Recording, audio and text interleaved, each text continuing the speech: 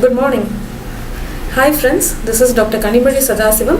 I am Associate Professor of Physiology as a private medical college in Chennai.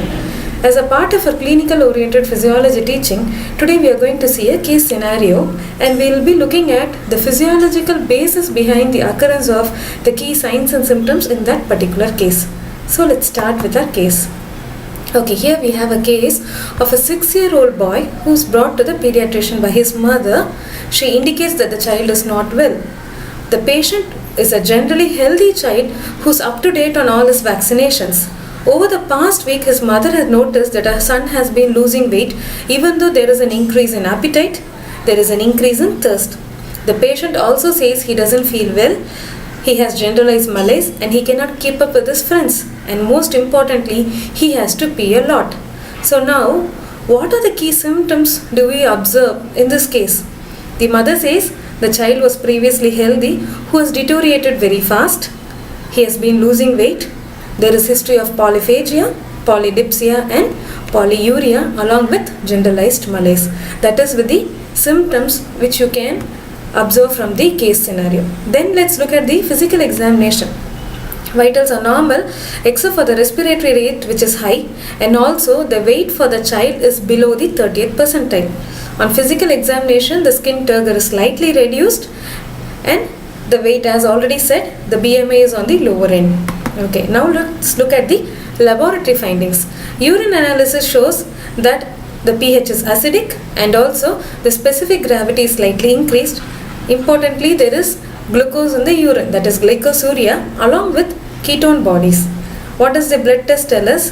The glucose is very high, 250 mg per deciliter, and also the levels of C-peptide is low, 0.1 nanogram per ml, whereas the normal is around 0.4 to 2.2 nanogram. So please note it that we have a dilute acidic urine which is positive for glucose and ketones, and in the blood test there is hyperglycemia along with low levels of C-peptide. So that is our case. So what could be the diagnosis? Yes, you're right. It is diabetes mellitus type 1. Okay. Now we will see what could be the reasons for all those key signs and symptoms which we observed in that particular case. Okay, we'll start one after the other. Why was the child having feeling of tiredness and inactivity? What could it be related to? Yes, it is related to the decreased availability of the metabolic substrate. Okay, so now you know, even before arriving at the diagnosis, only when you look at the history, there is something wrong with the availability of the metabolic substrate. Okay, then there is increased glucose and ketone in a dilute acidic urine with elevated plasma glucose and low levels of C-peptide. So then, with these two in mind, what could be the altered metabolism? Yes, of course, it could be altered glucose homeostasis. So now we know we have a case with altered glucose homeostasis, and now glucose is linked with insulin. Yeah. So now, which is the most powerful stimulus for insulin release? Glucose. Yes, glucose is the most powerful stimulus for insulin release. And you also have to note that insulin enhances the peripheral utilization of glucose, especially in your skeletal muscle and adipose tissue, with the help of transport proteins that are present on the cell membrane. There are various groups of various types of transport proteins for glucose, especially in case of a skeletal muscle and adipose tissue, it is glucose transporter 4. So GLUT4 is a transport protein which is present on the surface of the cell membrane for your skeletal muscle and adipose tissue. Only with the help of these transporters, insulin facilitates the entry of glucose into these cells. Okay, so in case of diabetes mellitus type 1, it is the impaired ability to secrete insulin. Whereas if it is diabetes mellitus type 2, initially the availability of insulin is normal. However, there is insulin resistance. Okay.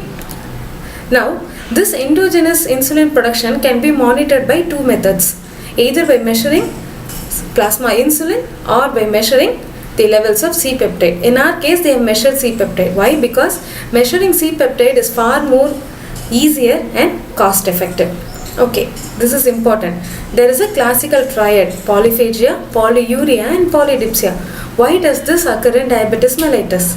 Okay, as we just discussed, glucose transporter along with the help of insulin facilitates the transport of glucose into these various tissues.